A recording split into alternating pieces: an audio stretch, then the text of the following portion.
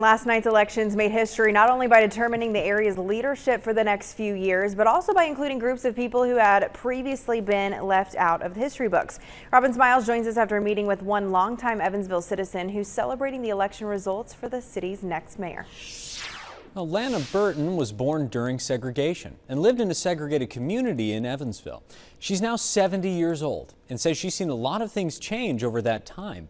Thinking back to how things were as she was growing up, she says it's hard to believe some of the things she's seen, including the results of last night's election.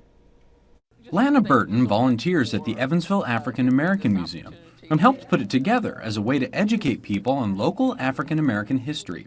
She says when looking at it with a historical perspective, the results of the election for Evansville's mayor are even more significant than some people may realize. Last night, as I was at the watch party, some of us were having a conversation that we never would have thought in our lifetime that we would have seen an African American elected president of the United States, and now, here in the city of Evansville. Stephanie Terry's election as the next mayor of Evansville means a number of firsts for the city. She's not only the first woman to be elected to the office, but she's also the first African American.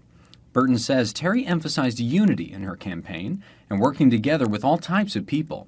She says this is a crucial thing to lead, and it also means a lot to the community to have a range of perspectives represented in places of power. We need to hear those voices, of the women, of the men, of the different communities, the young people. We need all those voices. As Terry settles into her role as mayor, Burton hopes people remember things may not always be perfect, but people can always come together to make things better. We're not always going to agree on everything, but we can work together, and that's what we need to do.